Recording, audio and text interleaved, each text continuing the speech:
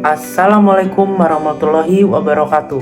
Perkenalkan, nama saya Muhammad Fadil Fadilah, bisa dipanggil Fadil, dengan NIM 222109048, Prodi Hukum Tata Negara 1 semester 4, mata kuliah Hukum Tata Negara, dengan dosen pengampu Bunda Dr. Haji Siti Aisyah, SPD, SH, MM, MH. Yang dimana di dalam video ini saya akan membuat video ulangan tengah semester mata kuliah Hukum Tata Negara, yang dimana pembahasannya saya mengambil tema dengan judul Negara dan Konstitusi sebagai objek kajian Hukum Tata Negara, yang dimana kita ketahui bahwa negara dan konstitusi merupakan bagian dari kajian objek dalam mempelajari dan memahami hukum tata negara tersebut.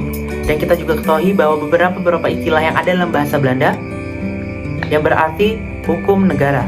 Negara sebagai objek kajian hukum tata negara bisa kita jumpai lewat pendapat yang dikemukakan oleh Wirjono Projodikoro di dalam bukunya, yaitu Asas-Asas Hukum Tata Negara di Indonesia, yang dimana di dalamnya menjelaskan tentang apabila kita bahas norma-norma hukum yang mengatur berhubungan dengan semua orang atau bukan orang atau bagian dari negara. Demikian pula dengan konstitusi sebagai objek kajian hukum tata negara. Dalam mempelajari hukum tata negara, konstitusi itu adalah unsur utama dalam mempelajari hukum tata negara.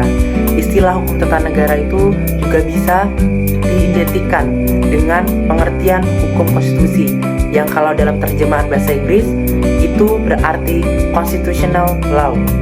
Dalam Ketatanegaraan Indonesia, hal acuan utama yaitu Konstitusi Undang-Undang Dasar NKRI 1941, yang di dalamnya mengatur tentang penyelenggaraan negara, sistem ketatanegaraan, sistem pemerintahan, lembaga-lembaga negara, dan tata negara di Indonesia.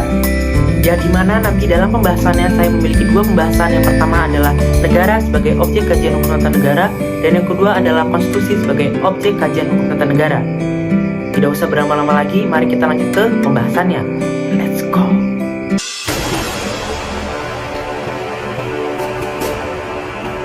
Yang pertama kita bahas tentang negara sebagai objek kajian hukum tata negara.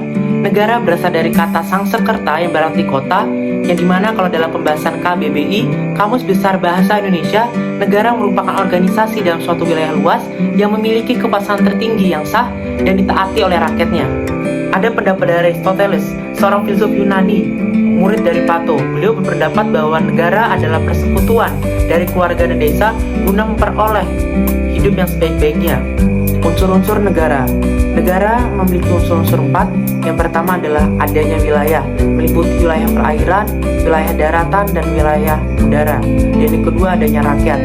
Ketiga adanya pemerintahan, dan keempat diakui oleh negara lain. Tujuan negara. Tujuan negara Republik Indonesia tercantum dalam pembukaan Undang-Undang Dasar 1945 yang berbunyi untuk memajukan kesejahteraan umum, mencerdaskan kehidupan bangsa, dan ikut melaksanakan ketertiban dunia berdasarkan kemerdekaan, perdamaian abadi, dan keadilan sosial.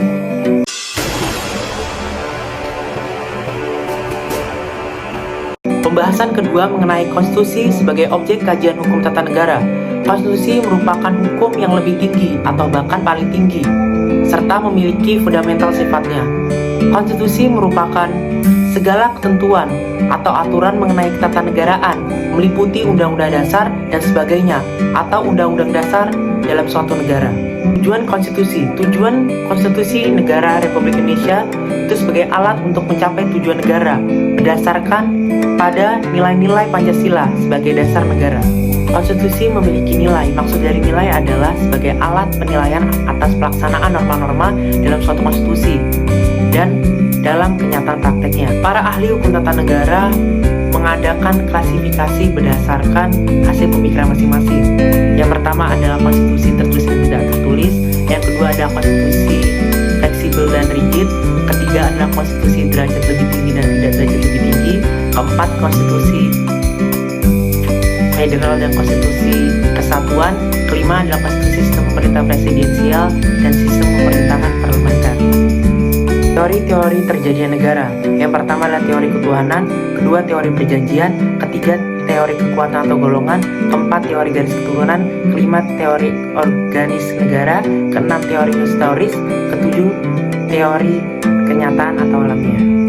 Immanuel Kant mendefinisikan negara sebagai organisasi yang berfungsi untuk menjalankan kepentingan umum di wilayah hukum dalam batasan-batasan yang sudah ditetapkan undang-undang dan sudah disepakati bersama.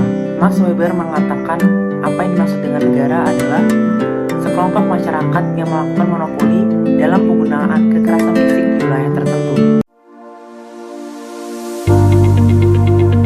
Baru lulus SMA SMK bingung mau kuliah di mana? Yuk kuliah di UIN Samarinda, Universitas Islam Negeri Sultan Haji Muhammad Idris Samarinda, pusat peradaban, destinasi pendidikan, perguruan tinggi keagamaan Islam, satu-satunya yang berada di Kalimantan Timur dan Kalimantan Utara. Menjadi perguruan tinggi yang membangun budaya dan lingkungan dengan moto spiritualitas, intelektualitas, dan profesionalitas, UIN Samarinda memiliki 4 fakultas serta 1 dengan 20 program studi.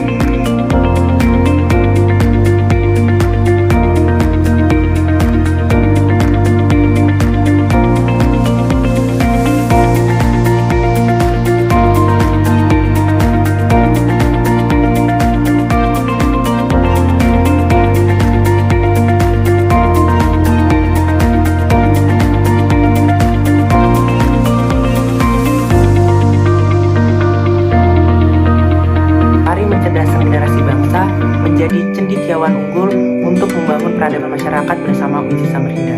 Yuk menjadi Sultan Idris Muda di UIN Samarinda.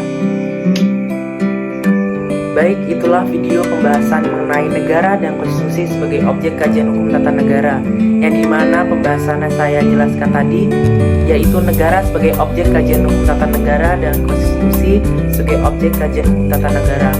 Semoga apa yang saya sampaikan tadi bisa bermanfaat, dan mohon maaf jika ada perkataan saya yang salah dan materi saya yang kurang. Sekian video dari saya, terima kasih sudah pada nonton. See you next video. Wassalamualaikum warahmatullahi wabarakatuh.